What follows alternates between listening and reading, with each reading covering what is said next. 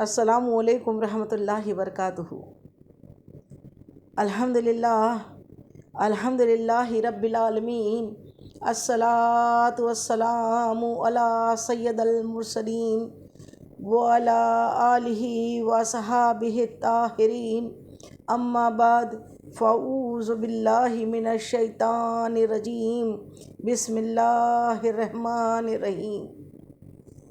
معزز سامعین، ہم سب کچھ سنیں یا سنائیں اس سے پہلے مناسب ہی نہیں ضروری سمجھتی ہوں کہ گنبد خضرا میں آرام فرمانے والے ہمارے آقا و مولا، ہمارے غمگسار آقا، وہ سونے پیارے پیارے مدنی آقا جو رب کے محبوب، دانائے غیوب، مکی سردار، مدنی تاجدار، ہم بے بسوں کے بس، ہم بے کسوں کے کس، تمام عالموں کی رحمت، تمام عالموں کی جان پر نہایت ادب و احترام کے ساتھ درود و سلام کا تحفہ اتنی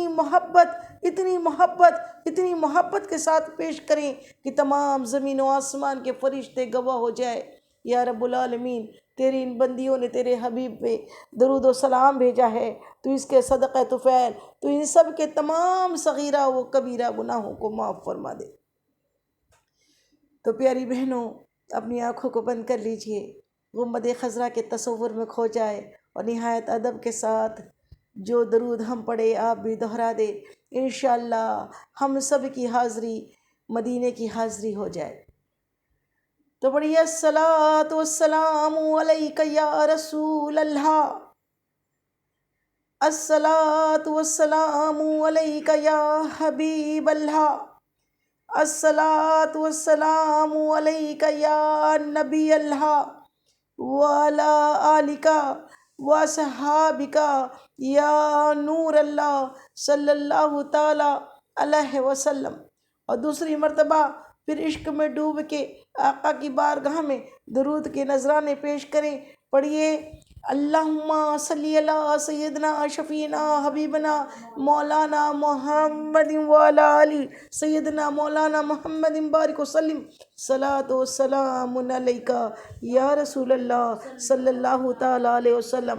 اور تیسری مرتبہ پھر عشق میں ڈوب کے آقا کی بارگاہ میں نہایت ادب اور محبت کے ساتھ درود کا نذرانہ پیش کر دیجئے۔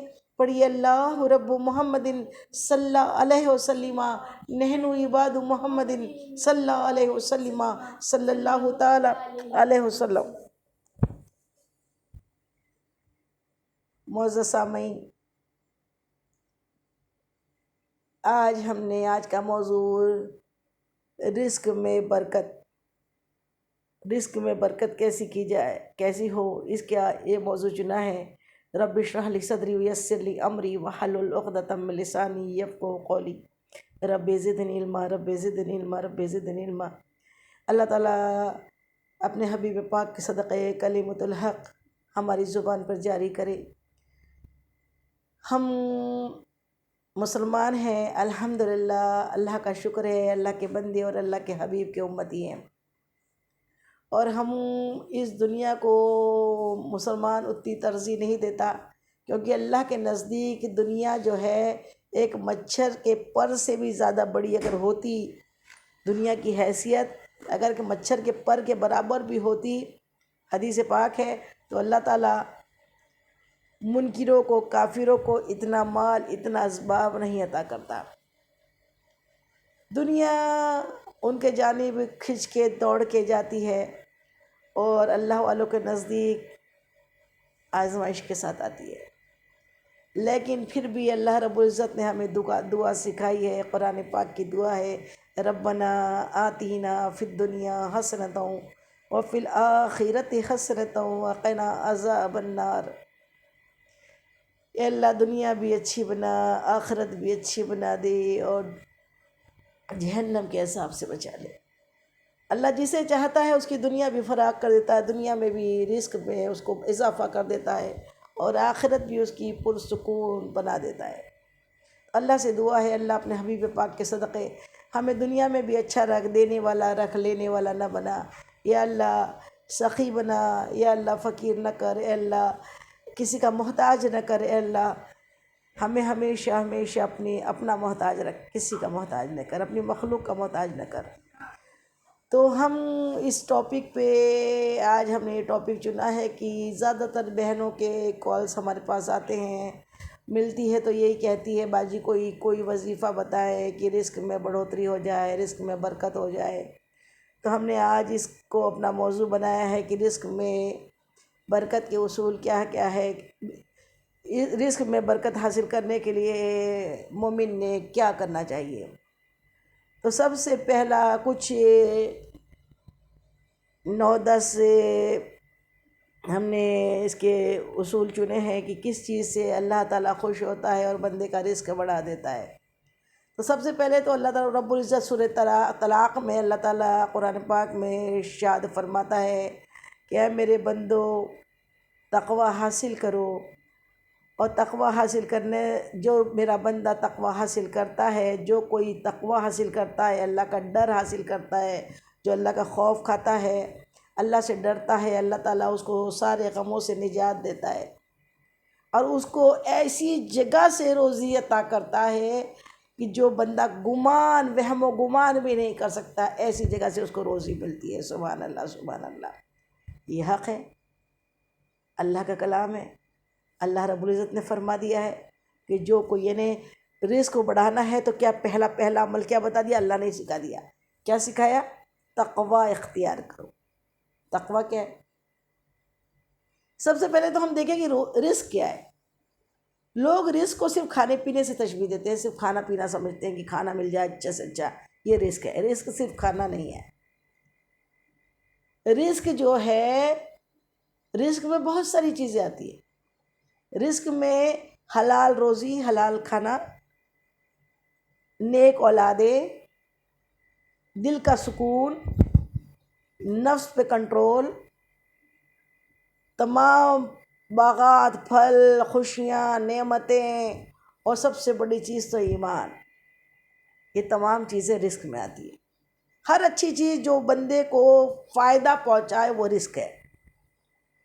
علم سب سے بڑا رزق ہے۔ بندے کو علم مل گیا، اس کو بہت بڑا رزق مل گیا، اس کو بہت بڑا رزق میں حصہ مل گیا۔ اور جسے علم مل جاتا ہے وہ سنور جاتا ہے۔ اس لیے علم دین حاصل کرنا، ہر نفع دینے والا علم حاصل کرنا فرض ہے۔ چاہے چین کی دیوار پر پار کر کے جانا پڑے، لیکن آقا فرماتے علم حاصل کرو۔ سبحان اللہ سبحان اللہ۔ تو یہ ہمیں رزق کی ڈیفینیشن سمجھ میں آ گئی۔ رزق جو ہے لیمیٹیڈ چیز کو نہیں کہتے، کھانے کو نہیں کہتے۔ رزق جو ہر اچھائی، ہر بھلائی، ہر نفع دینے والی بندے کو چیز جو دنیا اور آخرت کو اس کی اچھا بنا دے۔ مومن کو آخرت کی تیاری کرنے کے لیے جو جو چیزوں کی ضرورت ہے وہ اگر اسے مل جائے تو وہ اس کا رزق ہے۔ سبحان اللہ سبحان اللہ۔ اب تقوی کیا ہے؟ اللہ تعالیٰ فرماتا ہے سورہ طلاق میں کہ اے میرے بندو تقوی اختیار کرو۔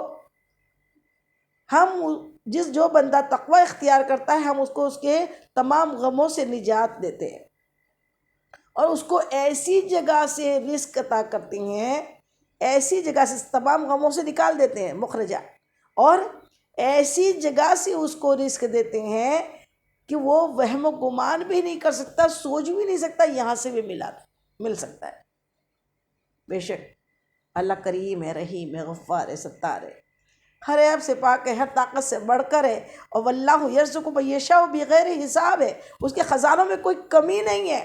وہ ساری کائنات، سارے عالموں کی بادشاہت اگر ہمیں دے دینا، خزانے کھول دے دولت کے، علم کے، خوشیوں کے، تو پھر بھی مثال حدیثوں میں آئی ہے کہ سمندر میں اگر سوئی ڈبائی جائے اور سوئی کی نوک پہ جو پانی کا قطرہ لگ کر آتا ہے، اتنا بھی میرے رب کے خزانوں میں کمی ہونے والی نہیں ہے۔ سبحان اللہ سبحان اللہ۔ یہ میرے اللہ کے خزانے ہیں۔ اللہ جسے چاہتا ہے بادشاہت عطا کرتا ہے، جسے چاہتا ہے اپنی محبت عطا کرتا ہے، جسے چاہتا ہے بے حساب علم عطا کرتا ہے، جسے چاہتا ہے بے حساب روزی عطا کرتا ہے، جسے چاہتا ہے اس کی رحمت و بخشش کے بہانے بھی ڈھونڈتی ہے، عطا کے بہانے بھی ڈھونڈتی ہے۔ اب ہم آئیے غور و تفکر کریں کہ ہمیں اگر اپنے رزق میں بڑھوتری کرنا ہے تو ہمیں کیا کیا کرنا چاہیے؟ تو پہلا تو اللہ نے فرما دیا تقوی اختیار کرو۔ تقوی کس کو بولتے ہیں؟ تقوی کا مطلب ہوتا ہے خوف۔ خوف کا مطلب اللہ سے ایسا ڈرنا کہ چاہے باہر ہو، صرف مسجد میں تقوی نہیں ہوتا، صرف کسی خاص جگہ پہ ہی تقوی نہیں ہوتا کہ ہم ان کے سامنے بڑے اچھے سے، بڑے ادب سے، بڑا اچھا دکھاتے ہوئے بیٹھے اور اکیلے میں پھر گناہ پہ گناہ کرتے رہے۔ تقوی تو وہ ہے کہ میرا رب مجھے وہاں نہ پائے۔ کسی بزرگ کا قول ہے کہ میرا رب مجھے وہاں نہ پائے جہاں دیکھنا وہ پسند نہیں کرتا۔ موبائل فضول چلا رہے ہیں، اللہ دیکھنا پسند نہیں کرتا۔ کوئی پکچر تھیٹر میں بیٹھے دیکھنا اللہ پسند نہیں کرتا۔ کسی کی غیبت چغلی کرتے دیکھنا پسند نہیں کرتا۔ کسی پہ بہتان کشی کرنا اللہ پسند نہیں کرتا۔ نمازیں چھوڑنا اللہ پسند نہیں کرتا۔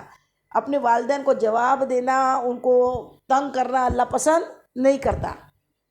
پڑوسیوں کو دکھ دینا، تکلیف دینا اللہ پسند نہیں کرتا۔ اپنے رشتہ داروں سے قطع تعلقی کر لینا اللہ پسند نہیں کرتا۔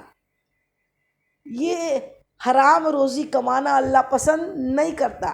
چاہے 5 وقت کی نماز پڑھے، خوب روزے رکھے، خوب نماز پڑھے، اور کمائی ہے تو پھر حرام کی، اور پھر اس میں کچھ لگ رہا ہی نہیں ہے تو پھر وہ نماز ہے، تو یہ تقوی نہیں ہے۔ تقوی کا مطلب وہ ہے ہمہ وقت، ہر لمحہ، ہر گھڑی یہ خیال ہو میرا رب مجھ کو دیکھتا ہے۔ ہر گھڑی، ہر لمحہ میرے دل میں یہ خیال ہو کہ میرا رب مجھ کو دیکھ رہا ہے۔ میں نماز پڑھ رہا ہوں، نماز پڑھ رہی ہوں، میری نماز کے اندر میں زبان سے تو قرأت کر رہی ہوں، میرا دل کہاں کہاں گھوم رہا ہے، وہ دل کو کنٹرول کر لینا، اللہ کے بارگاہ میں اس انداز میں کھڑے ہونا کہ میرا رب مجھ کو دیکھ رہا ہے۔ یہ تقوی ہے۔ گھر میں بھی وہ دیکھتا ہے، باہر بھی وہ دیکھتا ہے، مسجد میں بھی دیکھتا ہے، بازار میں بھی دیکھتا ہے۔ ہر وقت بندہ ایک ایسا مثالی اپنا ایک ماڈل بن کے دکھائے اللہ کو کہ ہر لمحہ، ہر پل میرا رب میرا محبوب ہے۔ وہ اگر ناراض ہو گیا، اسی لیے نہیں کہ اللہ مجھے جہنم میں ڈال دے گا، اسی لیے کہ وہ میرا رب ہے، وہ میرا معبود ہے، وہ میرا پروردگار ہے۔ مجھے اس نے صرف عبادت کے لیے بھیجا، اور عبادت صرف نماز پڑھنا نہیں ہے، یہ سارے کام جو ابھی گنائے نا، یہ کاموں سے بچ جانا بھی عبادت ہے۔ بہت ساری عبادتوں کے بجائے کسی حضرت حسن بصری رحمۃ اللہ علیہ ارشاد فرماتے ہیں بہت سی عبادت سے بہتر ہے ایک گناہ سے رک جانا۔ ایک گناہ سے آپ رک گئے، بہت بڑا اس کو ثواب مل گیا، بہت بڑا کمائی ہو گئی اس کی۔ تو گناہوں سے بچنا کا نام ہے تقوی، اللہ سے ڈرنے کا نام ہے تقوی۔ ہمہ وقت، ہر گھڑی، ہر لمحہ اللہ کو اپنے آپ کو اللہ کے سامنے موجود سمجھنے کا نام ہے تقوی۔ یہ تقوی اللہ تعالیٰ ہم سب کو عطا فرمائے۔ تو اللہ تعالیٰ کیا فرماتا ہے؟ جس بندے نے تقوی اختیار کر لیا، جو بندہ تقوی والا بن گیا، جو ہر لمحہ، ہر پل، کچھ بھی والدین نے کچھ کہا ہے، جواب دینے کا دل بول رہا ہے، لیکن نہیں، میرا رب فرماتا ہے اف نہ کہو۔ کیا کہتا ہے میرا اللہ؟ اپنے والدین کو اف نہ کہو۔ اف کس کو بولتے ہیں؟ اف لفظ آیا افی قرآن پاک میں۔ اف کس کو بولتے ہیں؟ اف بھی زبان سے نکالنا نہیں ہے۔ جتنے رشتے ہیں ان کو اچھی طریقے سے مینج کرنا ہے۔ کس لیے؟ اس ایک رشتے کے لیے، اور اللہ کے رسول کے رشتے کے لیے۔ اللہ کا رسول ناراض ہو گیا تو پھر سب فضول ہے۔ یہ سب رشتوں کو اگر ہم جھوٹ بول کے اچھے طریقے سے الٹا سیدھا اس کی اس کے پاس، اس کی اس کے پاس کر کے اگر وہ کر رہے ہیں تو مزہ نہیں ہے۔ مزہ تو تب ہے کہ ہم حق بات بولے، احسن طریقے سے بولے، اور ان کی اصلاح کرتے ہوئے بولے، اور اللہ سے ڈرتے ہوئے ہر لمحہ، ہر پل، ہر سانس اللہ کے خوف کے ساتھ ہو، ڈر کے ساتھ ہو، کہیں میرا رب ناراض نہ ہو جائے، کسی کا دل دکھ گیا میرا رب ناراض نہ ہو گیا، کسی کو میں نے تکلیف دے دی میرا رب ناراض نہ ہو جائے۔ بس یہ ہے تقوی۔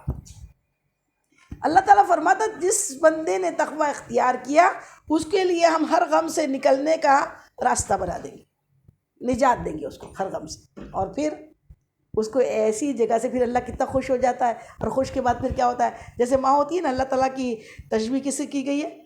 70 ماؤں سے زیادہ محبت کرنے والا ہے۔ ماں کی محبت نرالی ہوتی ہے، ماں اپنے بچوں سے بے انتہا پیار کرتی ہے، لیکن اللہ تو 70 ماؤں سے بڑا محبت کرتا ہے۔ بچہ اگر فرما بردار ہو، اوبیڈینٹ ہو، फरमाबरदार हो।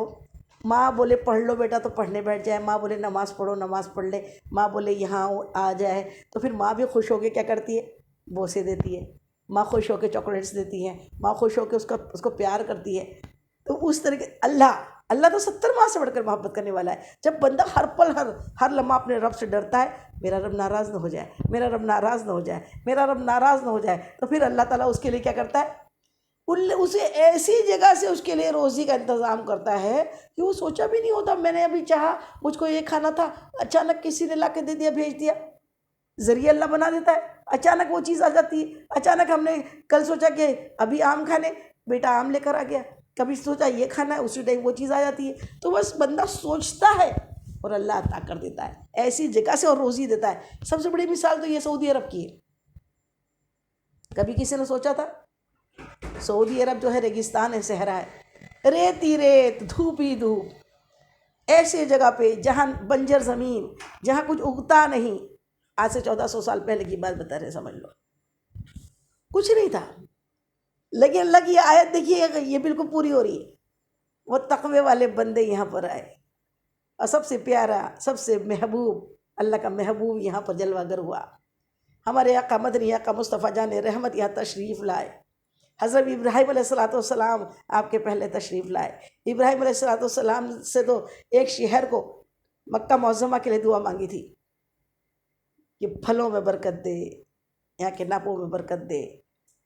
आका ने तो सारी दुनिया के लिए, मदीना क्या है, मदीना इन्हें हर शहर को मदीना कहते हैं।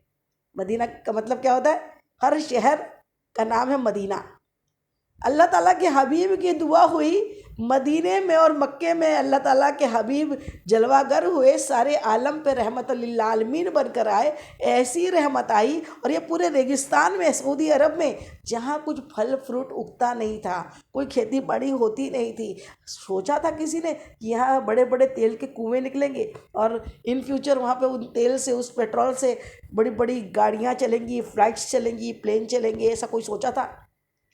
ऐसी जगह से रोज़ी दी, ऐसी जगह से अल्लाह ने रोज़ी दी कि आज सबसे ज़्यादा रिच सऊदी अरब को बना दिया। ये मेरा अल्लाह है, वो इनविजिबल चीज़ है, दिखता नहीं है। जैसे हवा है ना, अब कोई लोग सोचते हैं हम खूब विर्द करेंगे, वजीफ़ा करेंगे, हमारी तनख्वाह बढ़ जाना चाहिए। अरे भाई तनख्वाह नहीं बढ़ती, अल्लाह चाहे तो तनख्वाह भी बढ़वा देता है, लेकिन बरकत बढ़ जाती है। और बरकत बड़ी अजीम चीज़ है। बरकत को समझना आम बात नहीं है। बरकत जो है ना, आपने देखा होगा किसी किसी की तनख्वाह बहुत कम होती है, उसके बावजूद वो मेहमान नवाजी भी करते हैं, सदक़ात भी करते हैं, खैरात भी करते हैं, अपने रिश्तेदारों की मदद भी करते हैं, और उनका उसमें पूरा होता है।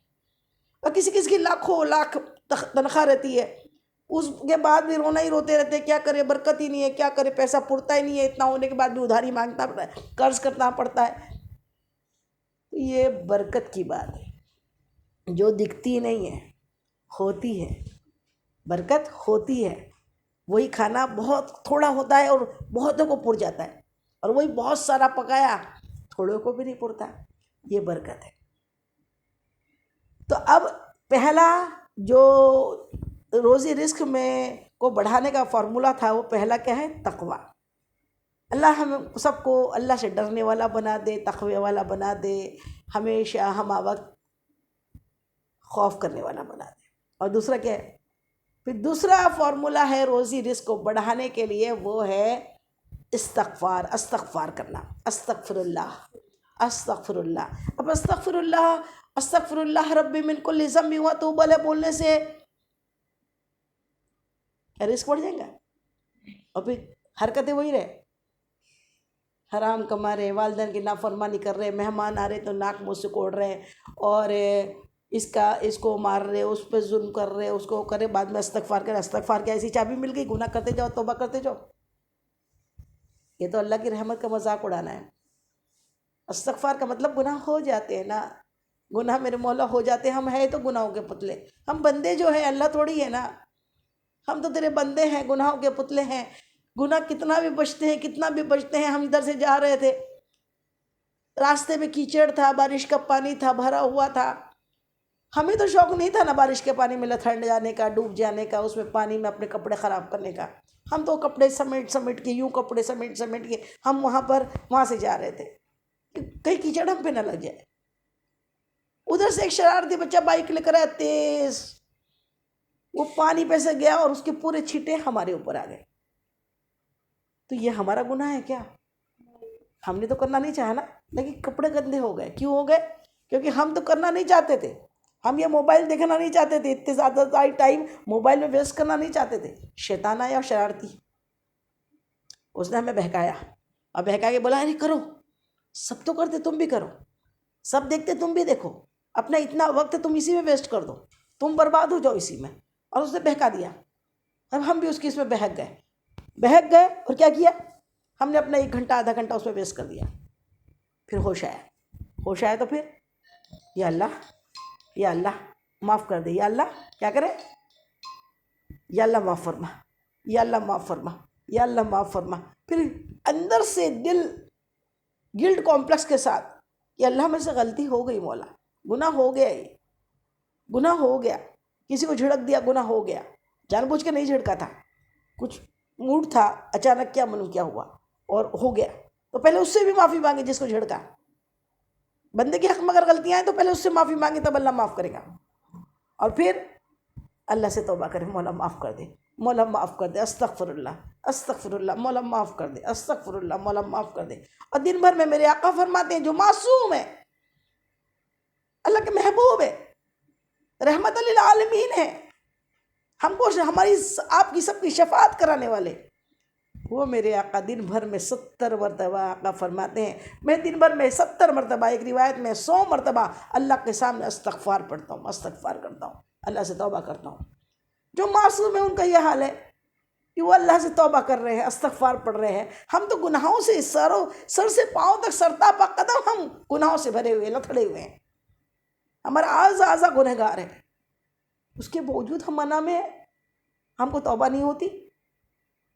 اللہ کی مخلوق کے بارے میں غلطیاں کرتے تو اس سے معافی نہیں مانگتے، والدین کے حق میں خطا کرتے تو معافی نہیں مانگتے، پڑوسیوں کا دل دکھاتے تو معافی نہیں مانگتے، بھائی بہنوں کا دل دکھاتے تو معافی نہیں مانگتے، اور پھر اسی میں رہتے ہیں میں صحیح ہوں. ایسا نہیں ہوتا ہے. استغفار کا مطلب ہوتا ہے گناہ ہو جاتے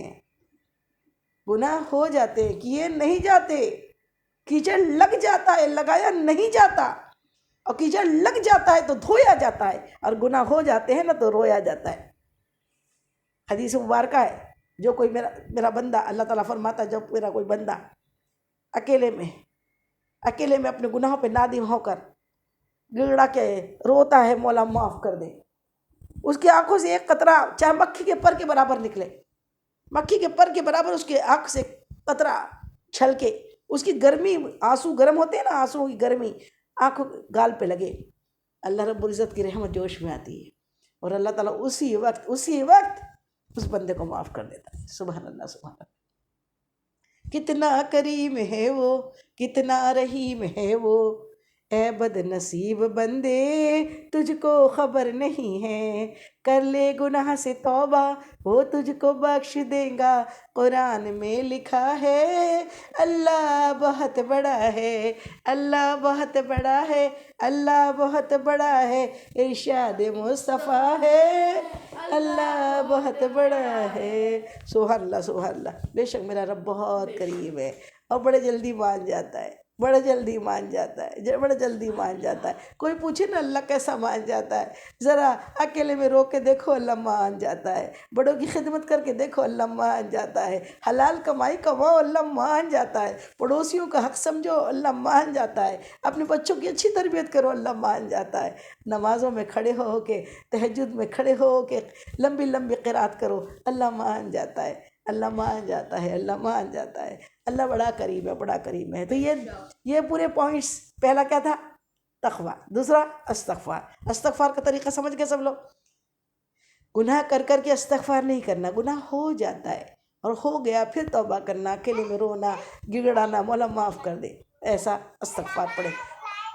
اور دن بھر میں کم سے کم روز 100 مرتبہ، صبح 100 مرتبہ، شام استغفار بھی پڑھا کرے.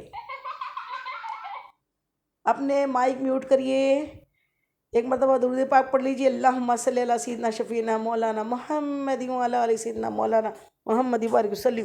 صلاۃ والسلام علیک یا رسول اللہ صلی اللہ تعالیٰ علیہ وسلم۔ اب تیسرا فارمولہ ہے رزق کو بڑھانے کا، وہ کیا ہے؟ تیسرا فارمولہ ہے توکل، اللہ پہ توکل کرنا۔ بسم اللہ توکلت علی اللہ لا حول ولا قوۃ الا باللہ العلی العظیم۔ اللہ پہ توکل ہو، اللہ پہ بھروسہ ہو کہ اللہ رزاق ہے، وہ رزق دینے والا ہے۔ تو اللہ پہ اگر جس کو توکل ہوتا ہے نا، اللہ اس کو مایوس نہیں کرتا، وہ اس کے ذمے اس کا آ جاتا ہے۔ اور میرا رب تو وہ ہے نا، میرا آپ کا ہم سب کا رب وہ ہے نا جو بڑے بڑے جانوروں کو، ویل مچھلی ٹنوں گوشت کھاتی ہے ایک ٹائم میں۔ ہم آدھا کلو گوشت 1 کلو گوشت کے لیے اتنا پریشان ہوتے ہیں، تھوڑی سی روزی کے لیے ہم اتنے پریشان ہیں۔ اللہ تو وہ ہے جو پتھر میں کیڑے کو بھی رزق دیتا ہے، سمندر کے بے حساب مچھلیوں کو رزق دیتا ہے، دریاؤں میں اور تمام جنگلوں میں اللہ تعالیٰ تمام جانوروں کو، تمام حیوانات کو، تمام کو اللہ تعالیٰ رزق دینے والا رزق دے رہا ہے۔ سبحان اللہ سبحان اللہ، اس کے خزانے میں کمی نہیں ہے، اس پہ توکل پورا ہو۔ لیکن توکل کے ساتھ کوئی بولے محنت کرنا بند کر دے، میرا رب تو ہر چیز پہ قادر ہے اور وہ تو رزق دینے والا ہے۔ حضرت علی کرم اللہ وجہ ارشاد فرماتے ہیں، آپ رزق کے لیے اتنا وہ ہوتے ہو، رزق تو آپ کے پاس اس طرح آتا ہے جیسے موت کا فرشتہ، رزق آپ کو ایسا ڈھونڈتا ہے جیسے موت کا فرشتہ ڈھونڈتا ہے۔ جہاں کہیں ہو اللہ نے آپ کا رزق مقرر کیا ہے، وہ دے کے رہے گا، لیکن پھر اس کا مطلب یہ نہیں ہے کہ آپ کوشش کرنا بند کر دیں، اللہ پہ توکل ہو۔ اللہ تعالیٰ نے قرآن پاک میں سورہ مریم میں بی بی مریم علیہ الصلوۃ والسلام سے اللہ تعالیٰ مخاطب ہے، ارشاد فرماتا ہے، اے مریم تم کھجور کے درخت کو ہلاؤ، کھجور کے درخت کے تنے کو ہلاؤ، اس سے تازہ کھجوریں گریں گی، اس کو کھاؤ۔ یہ نہیں کہا بی بی مریم کا، اب اس بات سے کیا تشریح ہوگی؟ کھجور تو بی بی مریم کا رزق درخت میں تھا، اپنے آپ گر جاتی، اللہ گرا سکتا ہے، ہر چیز پہ قادر ہے وہ، لیکن اللہ حکم دے رہا ہے، اے مریم درخت کو ہلاؤ، اے مریم درخت کے تنے کو ہلاؤ، تب کھجوریں گریں گی۔ اگر نہیں ہلاتی تو کھجوریں وہیں رہتی نا۔ ایسے رزق سب کا مقرر ہے، لیکن کوشش کرنی پڑے گی۔ کوئی سوچے کہ بس میرا رب تو مجھے بھیج دیں گا، ایسی ایک شخص تھا، ایسی تقریر سنی اور اس کو لگا کہ اللہ تعالیٰ تو ہر چیز پر قادر ہے، پتھر میں کیڑے کو کھلاتا ہے، دریاؤں میں مچھلیوں کو کھلاتا ہے، ہر کسی کو رزق، پوری مخلوق کو رزق دیتا ہے، تو پھر میں کیوں روزی کمانے کے لیے جاؤں؟ اس کی بیوی نے کہا جاؤ باہر جاؤ، یہاں روزی نہیں مل رہی ہے، باہر پردیس جا کر روزی تلاش کرو۔ لیکن ہوا یہ کہ وہ تب اس کو معلوم نہیں تھا، وہ تو روزی تلاش کرنے کے لیے نکلا، بڑے مشکل سے نکلا تھا، بہت عیدی علال تھا، نکلا اور راستے میں، ایسے راستے نہیں تھے اس زمانے میں، ایسا سفر نہیں ہوتا تھا، تو وہ پیدل کسی سواری اس سے وہ جنگل کے راستے سے اپنی منزل پہ جا رہا تھا۔ راستے میں اچانک شیر کی آواز آئی، تو وہ کیا ہوا، درخت پہ چڑھ کے بیٹھ گیا، چپ چاپ دبک گیا، شیر آیا کر کے۔ شیر آیا تو اس نے کیا کیا، اس نے چپ چاپ وہ وہاں کا نظارہ دیکھتے رہا، شیر کیا کرتا ہے۔ تو دیکھا کیا کہ شیر نے ایک بڑا جانور کا شکار کیا تھا، اور اسی درخت کے نیچے اس نے اس شکار کو رکھا اور شکار کو پکڑ کے لایا، اور اس نے جی بھر کے خون پیا، گوشت کھایا، اور پھر وہ باقی کا شکار چھوڑ کر، گوشت چھوڑ کر چلے گیا۔ پھر اس نے ایک نظارہ دیکھا کہ وہیں پہ ایک لومڑی تھی جو اپاہج تھی، اس کے ہاتھ پیر نہیں تھے، اور وہ لومڑی گھسٹتے گھسٹتے وہاں پر آئی، اور لومڑی گھسٹتے ہوئے آ کر وہ شکار کے پاس آئی جو شیر چھوڑ کے گیا تھا۔ پھر اس نے وہ شیر کے چھوڑے ہوئے شکار کو اچھی طریقے سے کھایا، اور کھا کے پھر وہ اپنے سائڈ میں چلے گئی۔ یہ جو روزگار تلاش کرنے نکلا تھا، جب اس نے دیکھا، بولے اے اللہ تو اتنا کریم ہے، ایک اپاہج لومڑی کو تو بیٹھے بٹھائے بنا محنت کے شکار بھیج سکتا ہے، تو مجھے نوکری تلاش کرنے کے لیے پردیس جانے کی کیا ضرورت ہے؟ اور یہ سوچ کے اس نے ارادہ بدلا اور واپس اپنے گھر پہ آ گیا۔ اور گھر میں آ کے دروازہ بند کر کے بیٹھ گیا کہ اب کوئی آئے گا اس کو رزق لے کر، اب کوئی آئے گا اس کا رزق لے کر، اب کوئی آئے گا اس کا رزق لے کر۔ 3 دن 2 دن 3 دن ہو گئے، کوئی نہیں آیا۔ آواز آئی حاتم غیبی سے، اے بندے، تیرے سامنے ایک ایگزامپل دیا گیا، ایک مثال دی گئی، اس میں شیر بھی تھا اور لومڑی بھی تھی۔ وہ لومڑی اپاہج تھی، وہ محنت نہیں کر سکتی تھی، شکار نہیں پکڑ سکتی تھی، اس کو ہم نے رزق بھیجا شیر کے ذریعے۔ لیکن تو نے شیر بننا پسند نہیں کیا کہ خود بھی کماتا، خود بھی محنت کرتا، خود بھی شکار کرتا اور اپنے گھر والوں کو اچھے سے کھلاتا۔ تو نے لومڑی سے اپنے لیے تشبیہ کر لی، اپنی مثال کر لی۔ اے بندے، تجھے ہاتھ پیر دیے ہیں، تو جا کر محنت کر اور خود بھی کھا اور دوسروں کو، اپنے گھر والوں کو بھی کھلا۔ سبحان اللہ، سبحان اللہ۔ اسی لیے اللہ پہ توکل پورا ہو۔ ایک حدیث مبارکہ، ایک صحابہ کرام آئے، ایک صحابی عرض کرتے یا رسول اللہ صلی اللہ علیہ وسلم، آپ نے توکل کے بارے میں کہا ہے، اللہ پہ توکل ہونا، بھروسہ ہونا، وہ ہر چیز پہ قادر ہے، بے شک، تو آپ بتائیے کہ میں اپنے اونٹ کو کھلا چھوڑوں یا باندھ دوں؟ باندھ کر رکھوں۔ میرے آقا مدنی آقا مصطفیٰ جان رحمت ارشاد فرماتے ہیں، اپنے اونٹ کو باندھ دو۔ اونٹ کو باندھنے کا حکم دیا، اور پھر اللہ پہ توکل کرو، بے فکر ہو جاؤ۔ اللہ، ہم عالم اسباب میں ذریعے ہیں، ذریعوں سے کام کرنا ہے۔ باندھنے کا حکم آقا نے سکھایا ہے۔ آقا فرماتے ہیں اگر آپ نے نان ویج کھایا ہے، گوشت کھایا ہے، بسان چیز کھائی ہے، تو اپنے ہاتھوں کو اچھے سے دھو۔ کل کو کوئی موذی جانور آپ کو کاٹ لے تو پھر اللہ بھی نہیں کہنا۔ سمجھ میں آئی بات؟ آپ کو پریکاشن لینی ہے، آپ کو کوشش بھی کرنی ہے، آپ کو فزیکل طریقے سے روزی کمانے کے لیے نکلنا بھی ہے، آپ کو اس میں جد و جہد بھی کرنی ہے، اور پھر توکل اللہ پہ کرنا ہے نا۔ روزی جتنی ہے مل کے رہے گی، اور پھر دعا بھی کرنی ہے۔ لوہے محفوظ میں جو قسمت ہے نا وہ نہیں بدلتی، لیکن ایک قسمت معلق ہوتی ہے اور وہ بدلتے رہتی ہے دعاؤں سے۔ بندہ جب دعا کرتا ہے تو بیماری آتے والی رک جاتی ہے، کم روزی فراغ روزی میں تبدیل ہو جاتی ہے، پریشانیاں نجات میں تبدیل ہو جاتی ہے۔ یہ دعائیں ہیں، تو توکل کرے لیکن کوشش بھی کرے، کوشش ضروری ہے۔ پھر اب ایک اور کون سا فارمولہ ہے رزق میں برکت کے لیے؟ ایک فارمولہ کیا ہے؟ صدقات، صدقہ کرنا، صدقہ کرنا۔ صدقہ ایسا نہیں کروڑوں روپے آئیں گے پھر صدقہ کریں گے۔ صدقہ مال کو بڑھاتا ہے، یہ ہمارا یقین، ایمان ہے۔ ہم حضور پاک کی بات پہ عمل کرتے ہیں، اور حضور پاک ہمارے لیے جان سے بڑھ کر ہے، اور حضور پاک نے جو فرما دیا وہ شریعت ہے۔ آقا نے فرما دیا صدقے سے مال بڑھتا ہے۔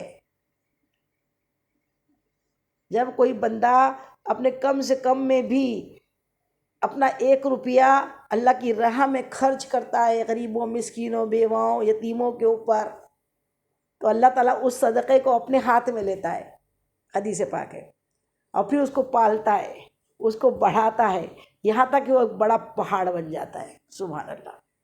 اللہ اس کو ریٹرن پہاڑ کی شکل میں دیتا ہے۔ اللہ کسی کا احسان نہیں رکھتا، اور اللہ چاہے تو سب کو دے دے، لیکن یہ امتحان چل رہا ہے۔ اللہ چاہے تو ایک لمحے میں سارے کے سارے غنی ہو جائے، پھر تو کوئی آزمائش ہی نہیں ہے نا، پھر کسی کو دینا نہیں ہے، پھر ایگزام کا ایک پرچہ تو حقوق العباد والا ختم ہی ہو جائے۔ لیکن اللہ نے کسی کو دے کر آزمایا ہے، کسی کو کم دے کر، فقیری دے کر بھی آزمایا ہے، کہ فقیری دے کر کہیں یہ نہ ہو وہ غریب ہے تو وہ مانگنے کا دروازہ اپنے اوپر کھول لے۔ میرے آقا فرماتے جس نے مانگنے کا دروازہ کھول لیا اس کا پیٹ پھر کبھی نہیں بھرتا۔ کبھی کئی لوگوں کو آپ نے دیکھا ہوگا کہ 20-40 سال سے دیکھ رہے ہیں وہ مانگ ہی رہے ہیں، مقروضی ہے، قرضداری ہے، کیونکہ ان نے اپنے اوپر محتاجی کا دروازہ کھول لیا۔ وہ محنت بھی نہیں کرتے، کوشش بھی نہیں کرتے، بس مانگتے رہتے ہیں۔ اسلام میں مانگنے سے بھی منع کیا گیا، مانگو نہیں زیادہ۔ ہاں ضرورت ہے، بہت ضرورت ہے، اچانک ہے، پھر قرض لے لیا اور قرض کو لوٹانے کی نیت کی، یہ قرض کو اس وقت میں لوٹا دیا۔ تو ہمارا کام ہے صدقات کرے۔ اب کوئی بولے میرے پاس اتنا ہے نہیں، میں کیا صدقہ کروں؟ 10 لاکھ میں سے اگر 10,000 روپے صدقہ کیا نا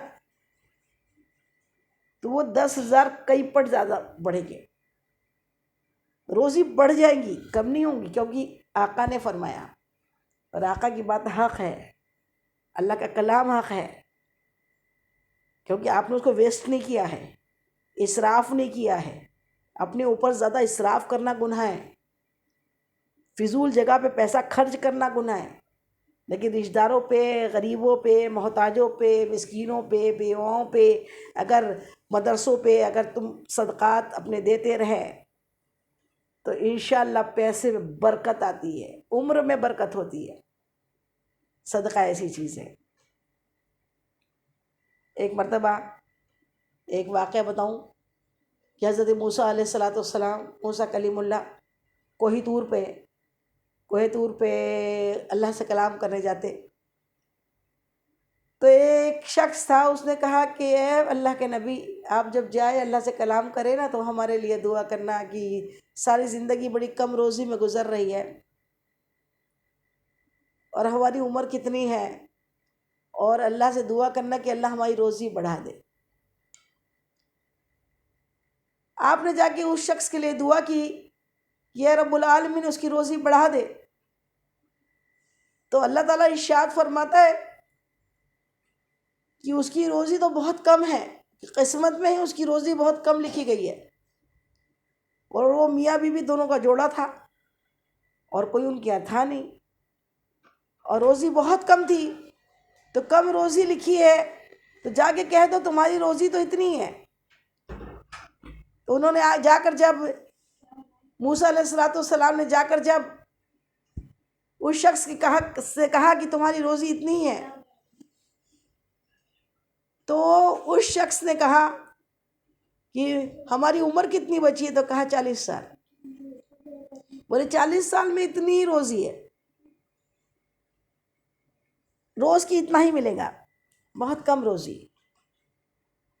وہ شخص جو میاں بیوی تھے، وہ اس شخص نے موسیٰ علیہ السلام سے عرض کی، اے اللہ کے نبی، اللہ سے جا کر کہو کہ جو 40 برس میں ہم کو جتنی روزی تو دینے والا ہے، جتنی روزی تو دینے والا ہے وہ ساری روزی ایک ہی دن میں دے دے۔ اور روزی، جب تک روزی ہوتی ہے انسان زندہ ہوتا ہے، تب تک۔ انہوں نے 40 سال، لیکن صدقات سے عمر بھی بڑھتی ہے، صدقے سے عمر بھی بڑھتی ہے، روزی بھی بڑھتی ہے۔ انہوں نے کہا اللہ تعالیٰ سب کی سب روزی ہمیں ایک ہی ساتھ دے دے۔ حضرت موسیٰ علیہ السلام نے کہا ٹھیک ہے، کہہ دیں گے۔ اللہ تعالیٰ کے پاس جا کے پیغام پہنچا دیا۔ پیغام پہنچانا تھا کہ دیکھا کیا کہ بڑی بڑی گاڑیاں بھر بھر کے، بنیاں بھر بھر کے چاول، آٹا، تیل، یہ سب ان کے گھر کے سامنے آ رہا ہے، اور کچھ مشکل نہیں ہے، اللہ دلوں میں ڈالنے والا ہے، فلاں کو جا کے یہ پہنچا دو۔ اللہ نے دلوں میں ڈال دیا، اور وہ مسبب الاسباب ہے، سارا کے سارا بے حساب کھانا رزق گھر پر آ گیا، کیونکہ پوری عمر کا ہی تھا وہ۔ آپ نے کیا کیا؟ اس شخص نے اپنی بیوی سے کہا کہ اب گنج نہیں، دیگچی نہیں، بڑی دیگیں چڑھاؤ، اور دیگوں میں کھانا ایک ساتھ پورا کا پورا پکایا، اچھا زیادہ کھانا پورا بنایا، اور عام دعوت پورے گاؤں کو دے دی، پورے شہر کو عام دعوت دی کہ سب کے سب آج ہمارے یہاں کھانا کھائے۔ سبحان اللہ! اب دعوت ہو گئی، لوگ آئے، کھانا کھایا۔ ادھر موسیٰ علیہ السلام کا ادھر سے گزر ہوا تو دیکھا تو جو اتنا غریب تھا کہ 2 ٹائم اچھے سے 2 جون کھانا نہیں کھا سکتا تھا، وہ دیکھو تو پورے شہر کی دعوت کر رہا ہے۔ اللہ تعالیٰ کے پاس اب دوسرے دن دیکھا تو دوسرے دن پھر وہی ہو رہا ہے، تیسرے دن دیکھا تو تیسرے دن پھر وہی ہو رہا ہے، دعوتوں پہ دعوتیں چل رہی ہے۔ ایسے کئی دن گزر گئے۔ موسیٰ علیہ السلام پھر کوہ طور پہ پہنچے، اللہ سے سوال کیا، اللہ تیرا تو فرمان تھا کہ اس کی روزی بہت کم ہے، اور پھر یہاں تو میں دیکھ رہا ہوں کہ روز پورا شہر اس کے یہاں کھانا کھا رہا ہے۔ جب یہ بات اللہ رب العزت نے اپنے نبی سے سنی تو اللہ تعالیٰ ارشاد فرماتا ہے موسیٰ اس نے ہم سے سودا کیا ہے. سبحان اللہ سبحان اللہ. اس سے ہمارا کاروبار شروع ہے. بولے کیسے؟ اس نے ہمارے ساتھ تجارت کی ہے. وہ کیسے؟ کہ ہماری شان کے خلاف ہے کہ کوئی 1 روپیہ دے اور ہم اسے 10 نہ دے. اس نے ساری کی ساری اپنی زندگی بھر کی روزی جو اس کی قسمت کی تھی اس نے لوگوں کو کھلا دی. اب ہم کیسے چھوڑ سکتے ہیں اس کو؟ ہم اس کو روز پھر 10 پٹ زیادہ بھیج رہے ہیں. 1 کے 10 ملتے ہیں. 1 روپیہ اگر اللہ کی بارگاہ میں خرچ کرو نا تو 10 ملتے ہیں. یہ یقین ہونا چاہیے, اللہ پہ توکل ہونا چاہیے. لوگ سوچتے ہیں صدقات دیں گے ہمارا کم ہو جائیں گا, ہم غریب ہو جائیں گے, ہم کسی کی مدد کریں گے غریب ہو جائیں گے, ہماری روزی ختم ہو جائے گی. روزی ختم نہیں ہوتی, یہ انویزیبل ہوتا ہے, ویزیبل نہیں ہوتا.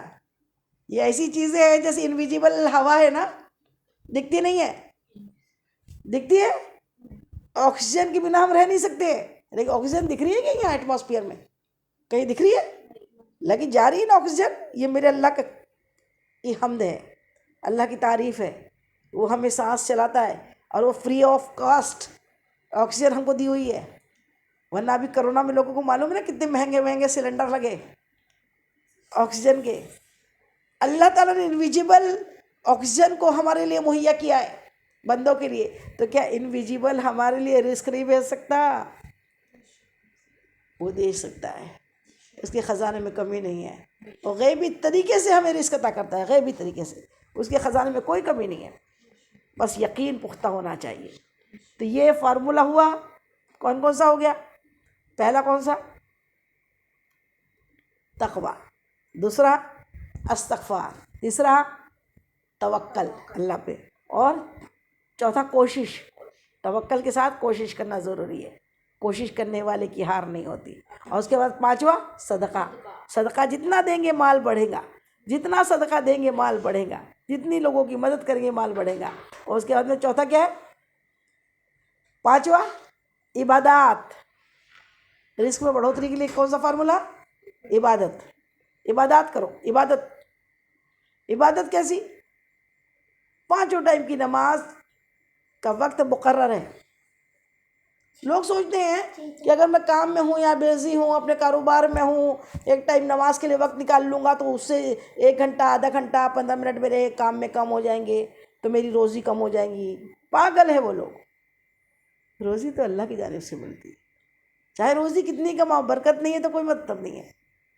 اب برکت دینے والا اللہ ہی تعالیٰ ہے, روزی عطا کرنے والا اللہ ہی تعالیٰ ہے. تو عبادت 5 ٹائم کی ٹائم ٹیبل سے ہو. عبادت نہ چھوٹے, بھوکے رہ جائے چلتا ہے, عبادت نہیں جانی چاہیے. کیونکہ ہم آخرت کی زندگی پہ بلیو کرتے, بھروسہ کرتے. مومن کا ہر دن, آنے والا دن اس کے پچھلے دن سے بہتر ہوتا ہے, اور اس کی آخرت بھی اس دنیا سے بہتر رہنی چاہیے. آخرت کے لیے محنت ضروری ہے, اور دنیا اور آخرت سنورتی ہے عبادت سے. عبادت 5 ٹائم کی نماز, 15 منٹ تو لگنے ہیں. پھر کیوں سوچے کہ ہم یہ کام کر رہے تھے تو ہم ٹائم کم ہو جائیں گا عبادت سے. ارے سارا ٹائم اسی کے لیے تو ہے. اللہ تعالیٰ قرآن میں ارشاد فرماتا ہے, ہم نے آدم اور جن کو نہیں بنایا کس لیے؟ مگر عبادت کے لیے. صرف عبادت کے لیے آدم اور جن ہم نے تمہیں خالص عبادت کرنے کو پیدا کیا. عبادت کیا ہے؟ عبادت اللہ کے سامنے سجدے کرنا, اللہ کے بندوں کے ساتھ اچھے سے رہنا. یہ دونوں چیز, حقوق العباد اور حقوق اللہ, یہ تمام یہ جو ہے عبادت ہے. تو عبادت نہیں چھوڑنا ہے. اور رزق میں اضافے کی سب سے بڑی, سب سے پیاری عبادت کیا ہے منو؟ فجر کی نماز. زیادہ تر بہنیں, زیادہ تر بچیاں رزق میں کمی کی شکایت کرتی ہیں, اور جب پتہ کرو نا تو فجر تو ہوتی ہی نہیں ہے. فجر کی نماز میں ایک فرشتہ گھر گھر اس کے جا کر اس کے گھر کے سامنے اس کا رزق رکھتا ہے. فجر کے وقت میں جو فجر میں اٹھتا ہے اس کو اس کا رزق ملتا ہے. جو فجر میں اٹھتا ہی نہیں ہے, شیطان منہ میں اور ناک میں پیشاب کر کے چلے جاتا ہے, اور یہ کہاں رزق کھائیں گے, یہ تو گندی چیزیں کھاتے پڑے ہیں. اللہ کی محبت میں اٹھ جانا نماز پڑھنے کے لیے یہ بہت ضروری ہے کہ نماز جو ہے بندے کی معراج ہے. نماز سے دل کو سکون ہے. نماز روزی میں برکت کا باعث ہے. نماز پڑھو پھر روزی دیکھو کیسی برکت ہوتی ہے. روزی بالکل بڑھنی ہے نماز کے ساتھ. اور نماز کے بعد فجر کے بعد سورہ واقعہ پڑھو. جو سورہ واقعہ پڑھتا ہے وہ کبھی محتاج نہیں ہوتا. اللہ اس کو کبھی کسی کے سامنے ہاتھ نہیں پھیلانے دیتا. سورہ یاسین پڑھے, سورہ رحمان پڑھے, سورہ ملک پڑھیں. سورہ ملک رات میں پڑھ لیں, سورہ واقعہ اس ٹائم پڑھ لیں. اللہ کے کلام سے دن کی شروعات کریں. نماز کے ساتھ اللہ کا کلام پڑھ کے. اور صبح جن کو روزی کی بہت تکلیف ہے وہ صبح اور شام اور چلتے پھرتے یا اللہ یا رزاق یا اللہ یا رزاق یا اللہ یا رزاق پڑھتے رہے. روزی میں دیکھو پھر کیسی برکت ہوتی ہے. بسم اللہ الرحمن الرحیم کا ورد کرے. ہر نماز کے بعد 21 مرتبہ بسم اللہ الرحمن الرحیم پڑھے. تو عبادت چھوڑ کر اور قرآن پاک کی تلاوت. جس گھر میں قرآن پاک کی تلاوت ہوتی ہے, جس گھر میں اللہ کے کلام کی تلاوت ہوتی ہے نا, اس گھر میں رونقیں, برکتیں, رحمتیں برستی ہے. رزق کی بھرمار ہوتی ہے. بندہ بھی جب جو چاہتا ہے اس کو اللہ تعالیٰ عطا کر دیتا ہے. اللہ روزی میں سب کو برکت دے. تو عبادت نہیں چھوڑیں گے انشاءاللہ. خود بھی پڑھیں گے, اپنے بچوں کو بھی پڑھائیں گے, اپنے شوہر کو بھی اٹھائیں گے, اپنے گھر والوں کو بھی نماز کے لیے اٹھائیں گے. ہم عورتیں جو ہے نا یہ ہوم منسٹر سے اپنے گھر کی, ہم عورتیں اگر پڑھیں گی تو انشاءاللہ ہمارے بچے بھی پڑھیں گے. ماں پہلا مدرسہ ہے. ماں پڑھیں گی تو بچے بھی پڑھیں گے, ماں نہیں پڑھیں گی تو بچے کہاں سے پڑھیں گے. ایک مرتبہ درود پاک پڑھ لیجیے. اللہم صلی علی سیدنا شفینا حبیبنا مولانا محمد وعلی آل سیدنا مولانا محمد بارک وسلم. صلاۃ والسلام علیک یا رسول اللہ صلی اللہ تعالی علیہ وسلم. اور اس کے بعد ایک اور فارمولا, وہ کیا ہے؟ صلہ رحمی کرنا. صلہ رحمی. جو کوئی چاہتا ہے کہ اس کی عمر میں برکت ہو, روزی میں برکت ہو, وہ صلہ رحمی کرے. صلہ رحمی کس کو بولتے ہیں؟ اپنے حقیقی رشتہ داروں کو, اپنے حسب نسب کو جاننا. ایک حدیث پاک میں اللہ تعالیٰ کے حبیب ہمارے آقا ارشاد فرماتے ہیں کہ اپنے حسب نسب کو جانو, ان کو یاد رکھو. اپنے ننیحال سے جو اپنا حسب نسب ہے کہ نانا کے کتنے بیٹے تھے, پھر ان کی بیٹیاں کتنی تھیں, ان کی بیٹیوں کے بچے کتنے تھے, کتنے ہیں, ان کے کانٹیکٹ نمبر, ان سے ملنا جلنا, ان سے بات چیت کرنا. آج کل تو لوگ بہت نفسا نفسی کا دور ہے, ملنے کو ٹائم نہیں ہے. کم سے کم فون پہ ہی کبھی کبھار ان کے حال احوال پتہ کر لیں. دادا دادی, ان کی اولادیں, ان کے بچے, ان کے بچے, ان کے بچے, یہ ہمارا شجرہ نسب ہے. ان نسب کو اچھے سے کرنا. اور سب سے زیادہ اپنے قرابت دار جو اپنے نیئرسٹ رشتے جو ہیں, ہمارے بھائی بہن, ہماری خالہ ماموں, اور ایک دم نزدیک کے جو رشتے ہیں, ان کو اچھی طریقے سے نبھانا. آج کل تو نیوکلیئر فیملی ہو گئی ہے. لوگ بس ہم دو, ہمارے دو, اس میں تیسرا کچھ آنا ہی نہیں چاہیے. اور ایک آدھ, اور سب سے بڑا فارمولا یہ بھی ہے کہ رشتہ داروں کو خوش کر کے جو بھیجتا ہے, اور یہ بھی یاد رکھیے مہمان آتے ہیں نا, مہمان بھی رزق لے کر آتے ہیں. حدیث پاک میں ہے کہ مہمان جب آتا ہے نا, وہ اپنی حصے کا رزق آپ کے دسترخوان پہ کھاتا ہے, آپ اس کو نہیں کھلاتے ہو. مہمان کو ہم نہیں کھلاتے. ابراہیم خلیل اللہ ابراہیم علیہ السلام بغیر مہمان کے کھانا ہی تناول نہیں فرماتے تھے. کبھی مہمان نہیں ملا تو مہمان ڈھونڈنے نکل جاتے تھے. ایک مرتبہ آپ نے ایک بچڑا تندور کیا بھونا, اور پھر ایک لقمہ بھی نہیں لیا اور ڈھونڈنے نکلے کہ کوئی مہمان مل جائے. تو وہ مہمان کو لاؤں, ان کو ساتھ میں لے کے کھانا کھاتے تھے. وہ اللہ کے خلیل. تو اللہ تعالیٰ نے آزمانے کے لیے 2 فرشتوں کو بھیج دیا.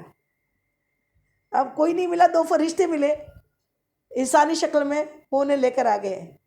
وہ ان کے دسترخوان پہ بیٹھے ہیں. پھر جب ان سے کہا کہ کھاؤ, تو کہتے ہیں کہ ہم تو دیکھنے آئے تھے کہ ابراہیم کی مہمان نوازی. آپ نے دسترخوان پہ سب سامان، سب چیز، ساری اشیاء رکھ دی. جب تناول فرمانے کے لیے کہا تو کہا کہ ہم تو فرشتے ہیں، ہم تو کھانے پینے سے پاک ہیں. سبحان اللہ سبحان اللہ. کسی نے کیا خوب کہا ہے، اللہ میرے رزق کی برکت نہ چلی جائے، اللہ میرے رزق کی برکت نہ چلی جائے، 2 دن سے میرے گھر میں کوئی مہمان نہیں ہے. سبحان اللہ سبحان اللہ. مہمان جو ہے نا، رزق میں برکت مہمانوں کی وجہ سے ہوتی ہے. مہمان کے آنے سے کبھی آپ نے دیکھا کہ مہمان، ہم جو کھانا روز کھاتے ہیں اس میں وہ لذت نہیں ملتی، لیکن اگر کبھی کوئی مہمان آ جائے نا، پھر ان کے ساتھ جب ہم کھانا کھاتے ہیں تو اس آدھے سے کھانے میں ہی ایسا لطف، ایسا مزہ ہوتا ہے. اور مزہ کون ڈالتا ہے؟ اللہ تعالیٰ. اس لیے ہم بہنوں، بچیوں، ماؤں سے مؤدبانہ گزارش ہے کہ مہمانوں کو دیکھ کر ناک منہ نہ سکوڑا کرے، مہمان آگے کر کے ٹینشن کر کے گھر میں تماشا نہ کیا کرے. مہمان آئے تو خوش ہو جایا کرے کہ اللہ نے ہمارے گھر رزق بھیجا ہے. ایک بیوی تھی جو اپنے شوہر کی اس مہمان نوازی سے بہت پریشان تھی. اس نے جا کر شکایت کری وہاں کے ولی سے کہ کیا کروں، بہت پریشان ہوں، میرے شوہر روز ہی کوئی مہمان لے کر آ جاتا ہے اور مجھے روز ڈھیر سارا کھانا بنانا پڑتا ہے، میں کیا کروں. تو وہ بزرگ مسکرائے اور کہا کہ ایسا کرو نا، آج جب کوئی مہمان آئے تو پھر جب جائیں گے تب دیکھنا. مہمان آتے تو اپنا رزق لے کر ہے، اور جاتے ہیں تو تمہارے گھر کی پریشانیاں، بلائیں، بیماریاں لے کر باہر نکل جاتی ہے. مہمان کے ساتھ نہیں جاتی، ورنہ لوگ ڈر جائیں گے مہمان ہی نہ بنے. مہمان دروازے سے نکلتے ہیں تو بلائیں بھی باہر نکل جاتی ہے. مہمان آتے ہیں تو گھر میں سکون، روزی رزق میں برکت لے کر آتے ہیں. تو ہم عورتیں اپنے شوہروں کو برباد کرنے میں تلی رہتی ہے، یہ بول کے کہ مہمان کیوں آ گیا میرے گھر کو. مہمان سے روزی میں برکت ہوتی ہے. اس لیے جب مہمان آئے تو خوش ہوا کریں، جو بھی ہو سکتا ہو جتنا اتنا اپنے گھر سے اس کو کھلا پلا کے بھیجیں. یہ روزی میں برکت کا اصول ہے.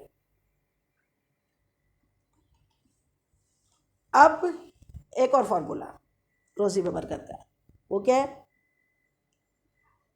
کبھی کبھی روزی گھر میں رہنے والے کمزوروں کے ذریعے ملتی ہے.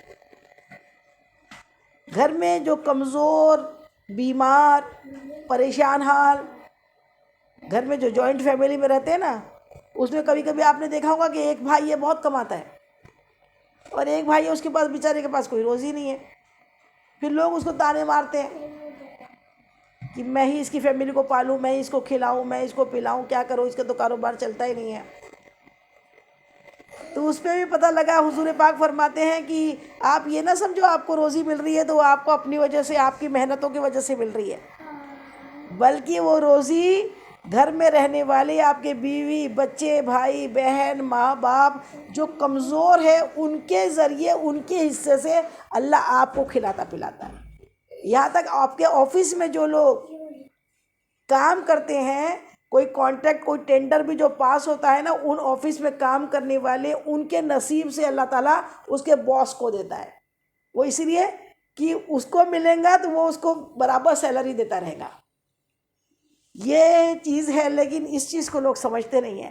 اب بڑے آفیسر کو اپنے باس کو خوش کرنے کے لیے تو بڑی کوشش کرتے ہیں، لیکن اپنے ماتحت جو کمزور ہے، جن کے ذریعے اسے رزق اللہ تعالیٰ عطا کر رہا ہے، اس کو خوش کرنے کی کوشش نہیں کرتے، اس کے ساتھ تو گالی گلوچ یا اس کو دبانے کی کوشش کرتے ہیں. ایسا نہ کرے. کبھی پتہ کر لے، آپ کو سمجھ میں آ جائے کہ یہ ہمارے لیے کتنا مبارک ہے، تو پھر اس کی قدر و قیمت سمجھے، اس کا خدمت کرے. گھر میں جو بڑی بوڑھیاں ہوتی ہیں، مائیں، نانیاں، دادیاں، جو بیچاری صرف عبادت میں ہی رہتی ہے، ان کی وجہ سے صبح صبح رزق ہمارے دروازے پہ آتا ہے، اور ہم سوچتے ہیں ان کو کیا کھلانا ہے، وہ تو کیوں ہمارے سر پر بوجھ ہے. ارے وہ بوجھ نہیں ہے، وہ ہے تو آپ کے یہاں رزق ہے. ان کے ذریعے، ان کی قسمت سے اللہ رزق دے رہا ہے. یہ والی بات کو سمجھے. اب یہ کتنے فارمولے ہو گئے؟ پہلا کون سا ہوا؟ یہ سب یاد کر لیں. پہلا تقوی، ڈریں گے سب لوگ انشاءاللہ. بولو انشاءاللہ. سب اللہ سے ہر پل ڈریں گے. صرف مسجد میں ہی نہیں ڈرنا ہے، مارکیٹ میں بھی ڈرنا ہے، اپنی نظریں نیچی رکھنا ہے. کسی سے نظریں نہیں ملانا ہے، غیر محرم کی جانب آنکھ نہیں، اپنے کو دکھانے کا بھی موقع نہیں دینا ہے۔ پردے کا مطلب یہ نہیں ہے کہ ہم اپنے آپ پہ پردہ کریں اور ہم پردہ کر کے نکلے۔ پردہ یہ ہے کہ کوئی غیر محرم ہے تو ہم نے اس کو دیکھا تو وہ بھی غیر محرم کو دیکھنا۔ حضور پاک کی بارگاہ میں ایک نابینا صحابی آئے، ام المومنین ہماری امی عائشہ صدیقہ رضی اللہ تعالیٰ عنہ بیٹھی ہوئی تھی، آپ کو معلوم تھا وہ نابینا ہے، تو میرے آقا وہ اٹھ کے نہیں گئیں، تو آپ فرماتے ہیں کہ آپ اٹھ کے کیوں نہیں گئی اندر؟ تو کہا کہ وہ تو نابینا تھے، ان کی تو آنکھیں نہیں ہیں۔ تو پیاری آقا ارشاد فرماتے ہیں آپ تو نابینا نہیں ہو، سمجھ میں آیا؟ آپ تو نابینا، آپ نے تو دیکھا نا، آپ کو بھی دیکھنے کا حکم نہیں ہے۔ آپ کسی غیر محرم کو، کسی غیر مرد کو نہ دیکھیں، اپنا پردہ خود بھی کریں، نہ دیکھیں نہ دکھائیں۔ یہ دونوں چیز تقوی میں آتی ہے۔ اللہ کا خوف ہو، اللہ کا ڈر ہو کہ میرا رب مجھے دیکھ رہا ہے، نہ جانے آج موت آ گئی تو میں کہاں جاؤں گی، قبر میں سوال ہوں گا، پوچھا جائے گا، اور اللہ تعالیٰ دلوں کے حال سے واقف ہے، ہر لمحہ ہر پل کے حال سے واقف ہے کہ ہم کو خود اپنی حفاظت خود کرنی ہے، اپنی عزت آبرو کی، اور اللہ کے سامنے سرخرو رہنا ہے۔ اللہ مجھے دیکھ رہا ہے، میرے اللہ تو ناراض مت ہو جانا، میں ایسا کوئی کام نہ کروں جس سے تو ناراض ہو جائے۔ تو یہ چیز ہمیں ہر پل یہ ڈر ہو، کیا معلوم آج بلّہ آ جائے، تو ایسے جائے کہ بڑے شان سے کہ کسی دانا نے کیا خوب کہا ہے کہ جب تو پیدا ہوا تھا نا، ساری دنیا مسکرا رہی تھی، ساری دنیا ہنس رہی تھی، تیرے آنے کی میں گیت گا رہی تھی، مٹھائیاں بانٹی جا رہی تھی، خوشیاں منائی جا رہی تھی، اور تو رو رہا تھا۔ بچہ جب پیدا ہوتا ہے تو روتا ہے، کچھ ایسا کرنا جس سے جب تو جائے تو مسکرائے، اپنے اللہ سے ملنے کی خوشی میں تو مسکرا کے جائے، اور سارے عالم، سارے لوگ تیرے سارے اپنے رو رو کے نالا بہائے، روتے جائے۔ اچھے ہوں گے تبھی تو دنیا والے روئیں گے نا، ورنہ بولیں گے اچھا ہو گیا مر گیا، اچھا ہو گیا مر گئی۔ اللہ تعالیٰ ایسا کچھ بنا دے کہ تو بھی راضی ہو، تیرے بندے بھی راضی ہو۔ تو پہلا فارمولہ یاد کر لے، روزی بڑھانا ہے تو کیا کرنا ہے؟ کیا کرنا ہے؟ تقوی۔ دوسرا استغفار۔ استغفار مطلب گناہ کر کے استغفار نہیں پڑھنا ہے، گناہ ہو جائے تو اللہ سے فوراً معافی مانگنا ہے، لیکن گناہ ہو نہیں ہو روز 100 مرتبہ صبح شام استغفار پڑھنا ہے، اور ہر لمحہ ڈرتے رہنا، مولا معاف کر، مولا معاف کر دے، مولا معاف کر دے۔ اللہ رزق بڑھا دیتا ہے، اللہ روزی کے دروازے کھول دیتا ہے، اس کو ہر غم سے نجات دے دیتا ہے۔ تیسرا کیا ہے؟ تیسرا استغفار۔ چوتھا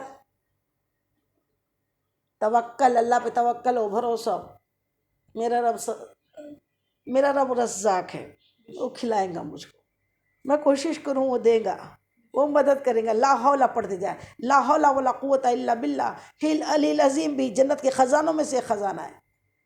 میری طاقت نہیں مولا، میری طاقت نہیں، میں کوشش کروں، بس تو عطا کر مولا، تو عطا کر مولا۔ اس طریقے سے لا حول ولا قوت الا باللہ العلی العظیم یہ پڑھتے جائے۔ اس کے بعد میں کوشش، اس کے بعد صدقہ، اس کے بعد میں پھر عبادت کے بعد پھر صلہ رحمی، اور پھر اپنے نسب حسب کو جاننا اور ان کی مدد کرتے رہنا۔ کسی شخص کو ایک مرتبہ کینسر کی بیماری ہو گئی، امریکہ میں اس کو کینسر کی بیماری ڈیٹیکٹ ہوئی، ڈائگنوز ہو گئی، ڈاکٹروں نے کہا بس تو 1-2 مہینے کا مہمان ہے، کوئی علاج نہیں ہے۔ اللہ کے ولی کے پاس میں پہنچا، کہنے لگا حضرت ایسا ہے، اور کروڑوں اربوں کا مالک ہوں میں، لیکن میرا یہ دولت میری کچھ کام نہیں آ سکتی، کوئی ٹریٹمنٹ نہیں ہے، کوئی علاج نہیں ہے۔ انہوں نے بس اتنا کہا کہ جب جانا تو ہے تیرے پاس، ٹائم تو ہے نہیں، 1 مہینہ 2 مہینہ بچا ہے تیرا ٹائم، ایسا کر تو کہاں کا رہنے والا ہے؟ کہا پاکستان کے کوئی ایک ایسے شہر کا ہوں، ایک دم اندر کے انٹیریئر ایک قصبے کا رہنے والا ہوں، ایک بار فورن گیا تو پھر پلٹ کے اپنے گاؤں کو دیکھا ہی نہیں، پھر وہیں امریکہ میں بس گیا، امریکہ میں ہی کماتا رہا، اور اتنا بڑا بزنس مین بن گیا، سب ہوا۔ انہوں نے کہا جب جانا تو ہے تجھے، اب تو تیرا مال دولت بھی تیرے کام آ رہی نہیں ہے، ایسا کرنا تو جو ٹائم تیرا بچا ہے وہ ٹائم تو اپنے آبائی وطن میں، اپنے آبائی شہر میں تو چلے جا، جہاں تیرا گھر تھا، قدیمی گھر، وہاں تو چلے جا، اور وہاں جا کر جو تیرے آس پاس رشتہ دار ہیں کیسے ہیں؟ بولے بہت غریب ہے، کسی کے پاس ہل بکھر نہیں ہے، کسی کے پاس پائپ لائن نہیں ہے، کسی کے پاس میں موٹر نہیں ہے، کسی کے پاس میں یعنی چھوٹی چھوٹی چیزیں، کسی کی چھت نہیں ہے. کہا تو جا اور جا کر کیا کر، 1 مہینہ وہیں رہ اور سب پورے رشتہ داروں میں گھوم گھوم کے کیا کر، کسی کو موٹر لگا دے، کسی کو ہل بکھر بیل دلا دے، کسی کو کھیتی باڑی میں مدد کر دے، کسی کی چھت بنوا دے. یہ جتنے رشتہ دار ہیں سب کو ویل اسٹیبلشڈ کر دے اور وہیں ان کے ساتھ رہے، ان کے ساتھ کھا، ان کے ساتھ جی. 1 مہینے بعد پھر واپس آ، ابھی تو اپنا ٹیسٹ کرا.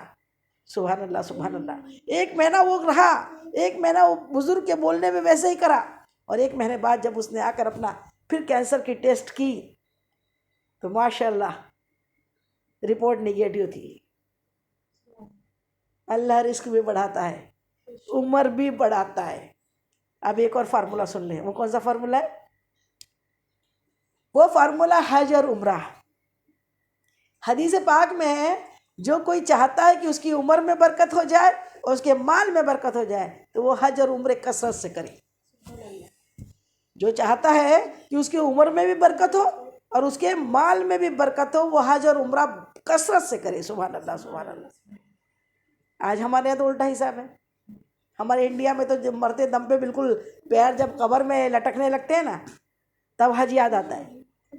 حج فرض ہو جاتا ہے کئی سال سے، لیکن حج کرنے کا یاد کب آتا ہے؟ نہیں بولو نا حج نہیں کیا، نہیں نا باجی ابھی کیا ہے، وہ بیٹی کی شادی باقی ہے، وہ بیٹے کی شادی باقی ہے، ابھی سب کر لیتے ہیں نا پھر جائیں گے. اللہ اکبر، کیا گارنٹی کارڈ ہے آپ کے پاس؟ اور معلوم ہے آقا نے کیا فرمایا؟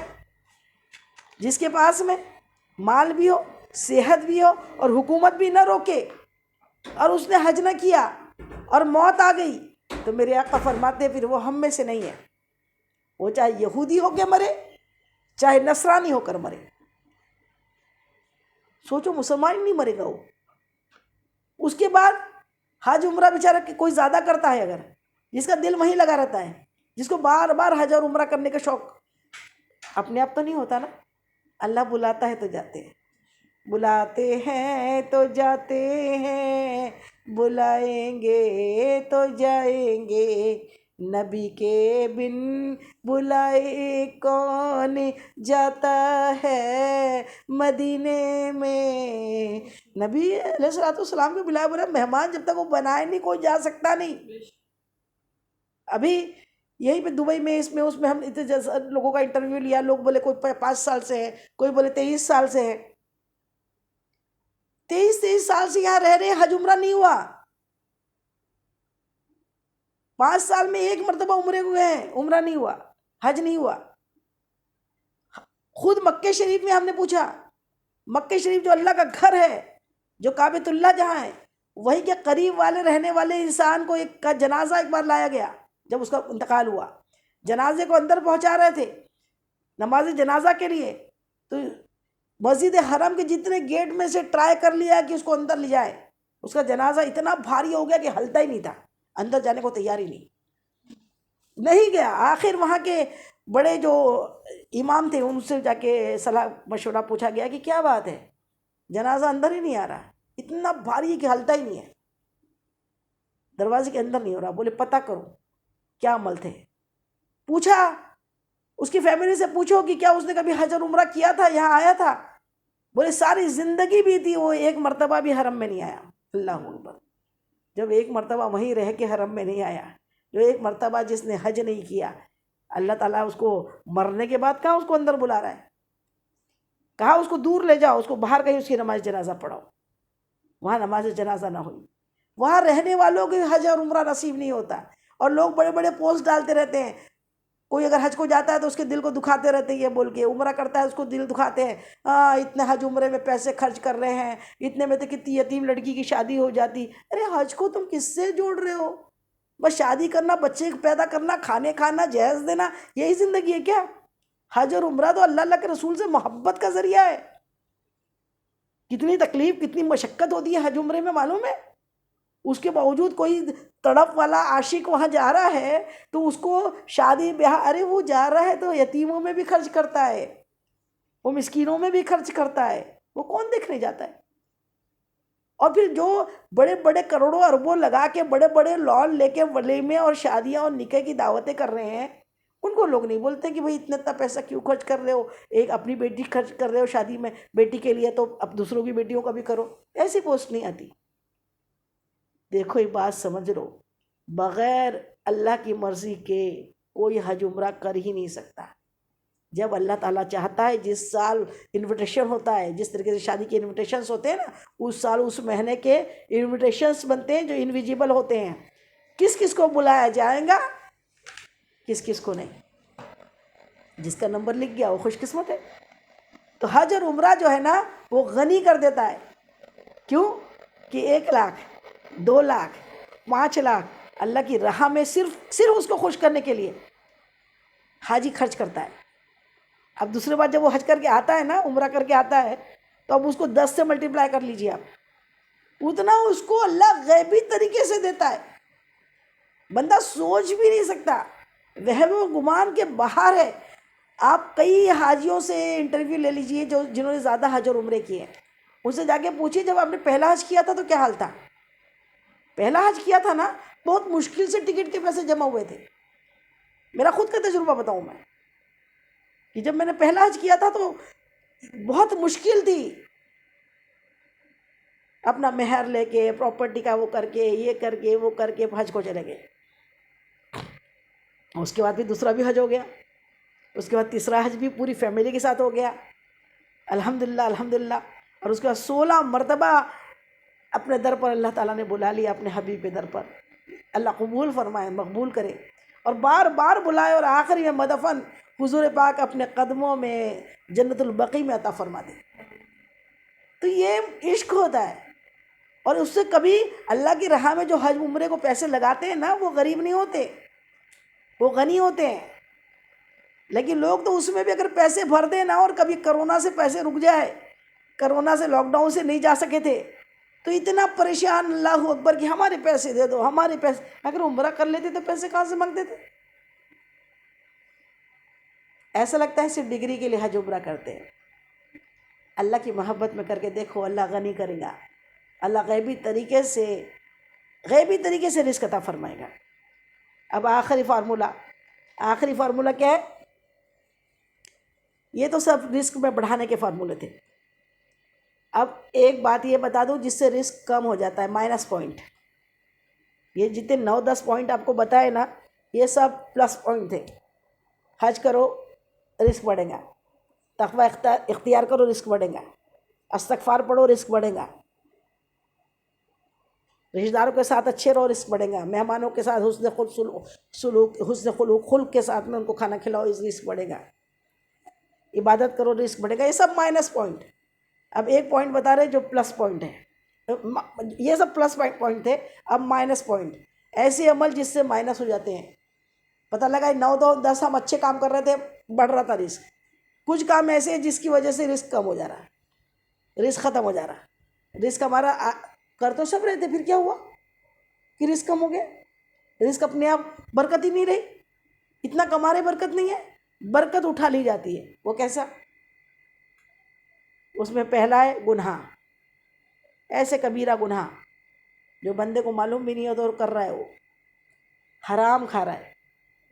حرام کھانے سے رزق میں برکت نہیں ہوتی، حلال میں برکت ہوتی ہے۔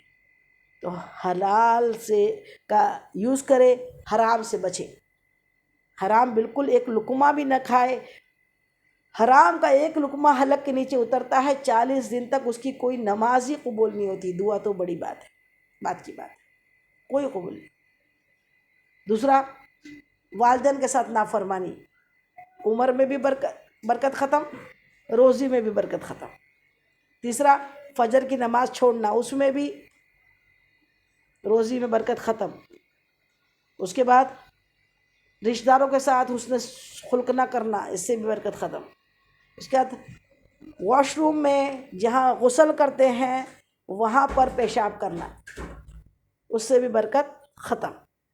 ہرگز نہیں کرنا چاہیے، بچوں کو بھی سکھانا چاہیے، واش روم میں غسل کی جگہ پر پیشاب نہ کریں، اس سے رزق میں برکت ختم ہوتی ہے۔ تیسرا، بچوں کے چہروں پہ مارنا، اس سے بھی برکت ختم ہوتی ہے۔ چوتھا، گالی گلوچ کرنا، اس سے بھی روزی میں برکت ختم ہوتی ہے۔ کسی کا حق کھانا، اس سے بھی برکت ختم ہوتی ہے۔ اللہ تعالی ہم سب کو اس پہ عمل کرنے کی توفیق عطا فرمائے۔ اللہ تعالی ہم سب کو گناہوں سے بچنے والا بنائے۔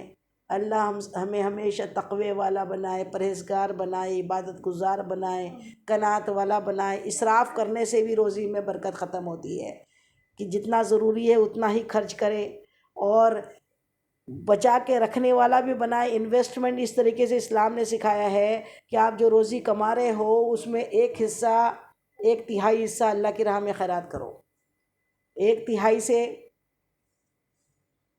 خرچ کرو اپنے بال بچوں پہ، ماں باپ پہ، بھائی بہنوں پہ، اور 1/3 انویسٹمنٹ کے لیے رکھو کہ بعد میں روزی بڑھ سکے۔ یہ نہیں کہ پورا زیرو کر دو اور بعد میں بولو اللہ پہ تو توکل تھا۔ اللہ اوپر کا ہاتھ والا بنائے، نیچے کے ہاتھ والا پھیلانے والا نہ بنائے۔ اللہ سب کی روزی رزق میں بے حساب برکت عطا فرمائے۔ اتنا دے اتنا دے، نیت کریں۔ اس لیے دولت اچھی چیز نہیں ہے، پیسے کے پیچھے بھاگنا اچھی بات نہیں ہے، لیکن پیسہ اس لیے ہو، اگر نیت اس میں ہو تو وہ بھی عبادت ہے۔ وہ بندہ بہت، حدیث پاک ہے، وہ بندہ بہت خوش قسمت ہے جس کو اللہ نے روزی بھی دی ہو، عبادت بھی دی ہو، اور صحت بھی دی ہو۔ روزی زیادہ دی ہے، وہ دونوں ہاتھوں سے اللہ کی راہ میں خرچ کرتا ہے۔ صحت دی ہے، اور تینوں چیز کو غنیمت جانو۔ روزی کو غنیمت جانو فقیر ہونے کے پہلے، صحت کو غنیمت جانو بیمار ہونے کے پہلے۔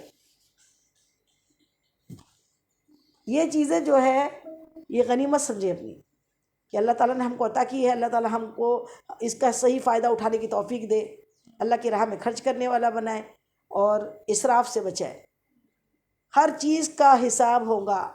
ایک گھٹ ٹھنڈا پانی پیا ہے نا، اس کا بھی اللہ حشر کے دن حساب ہوگا۔ بہت گوشت کھایا اس کا بھی حساب ہوگا، میٹھا کھایا، شہد کھایا، اس کا بھی حساب ہوگا۔ لیکن بسم اللہ سے جو حلال کمائی کھائے گا اس کا حساب نہیں ہوگا۔ الحمدللہ کرے۔ اور پھر مومن تو کبھی نقصان میں نہیں رہتا۔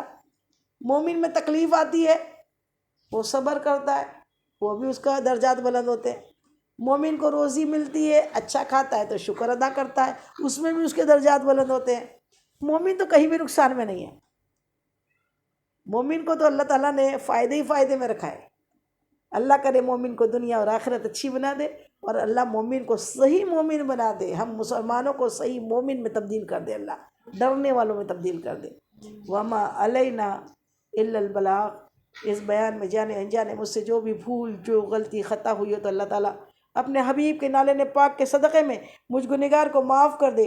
آپ لوگوں کو بھی کوئی بات بری لگی ہو، ناگوارا لگی ہو، غلط لگی ہو تو تہہ دل سے معاف کر دیجئے۔ حشر کے دن کے لیے نہ چھوڑیے۔ السلام علیکم ورحمۃ اللہ وبرکاتہ۔